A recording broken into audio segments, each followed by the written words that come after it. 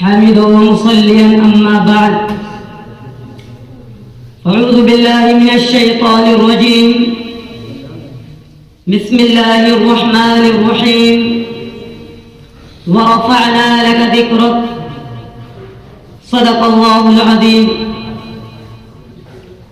ہر ابتدا سے پہلے اور ہر انتہا کے بعد، ہر ابتدا سے پہلے اور ہر انتہا کے بعد ذات نبی بلند ہے، ذات خدا کے بعد. دنیا میں احترام کے قابل ہیں جتنے لوگ، دنیا میں احترام کے قابل ہیں جتنے لوگ، میں سب کو مانتا ہوں، میں سب کو مانتا ہوں مگر مصطفیٰ کے بعد. میرے مشرق و مربی اساتذہ اکرام، آج کے اس مسابقہ خطابت میں میری تقریر کا موضوع سیرت مصطفیٰ صلی اللہ علیہ وسلم قرآن کی زبانی ہے. یہ موضوع اتنا وسیع ہے کہ اس کے ہر پہلو کا احاطہ کسی بھی فرد بشر کے بس سے باہر ہے.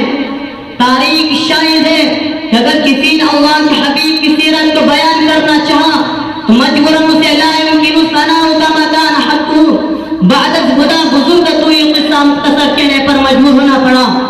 اسی طرح ام المؤمنین سیدہ عائشہ صدیقہ رضی اللہ تعالی عنہا سے پوچھا گیا اماں نبی کی سیرت بیان کرو، تو اماں نے جواب میں فرمایا سارا قرآن میرے نبی کی سیرت ہے، قرآن کھولو تو صحیح. میں اسی قرآن سے پوچھتا ہوں اے قرآن میرے نبی کے بال کیسے تھے؟ تو قرآن نے واللیل اذا سجا کہا. میں نے کہا اے قرآن میرے نبی کی زلفیں کیسی تھی؟ تو قرآن نے واللیل اذا یغشا کہا. میں نے کہا اے قرآن میرے نبی کی پیشانی کیسی تھی؟ تو قرآن نے طاقہ کہا. میں نے کہا اے قرآن میرے نبی کی آنکھیں کیسی تھی؟ تو قرآن نے ما زاغ البصر وما طغى کہا. میں نے کہا اے قرآن میرے نبی کی نگاہیں کیسی تھی؟ تو قرآن نے الم نجعل له عینین کہا. میں نے کہا اے قرآن میرے نبی کا چہرہ کیسا تھا؟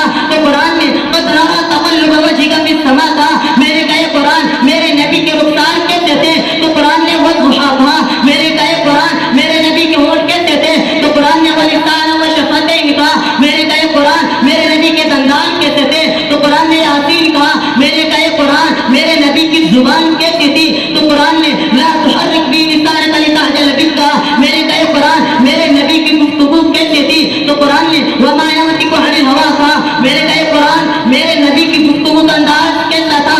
تو قرآن نے وقیل یا رب ان هؤلاء قوم لا يؤمنون کہا. میں نے کہا اے قرآن میرے نبی کے ہاتھ کیسے تھے؟ تو قرآن نے وما رمیت اذ رمیت ولکن اللہ رمی کہا. میں نے کہا اے قرآن میرے نبی کا سینہ کیسا تھا؟ تو قرآن نے الم نشرح لک صدرک کہا. میں نے کہا اے قرآن میرے نبی کا دل کیسا تھا؟ تو قرآن نے علی قلبک لتکون من المنذرین کہا. میں نے کہا اے قرآن میرے نبی کے دل میں آنے والا خیال کیسا تھا؟ تو قرآن نے فلنولینک قبلۃ ترضاها کہا.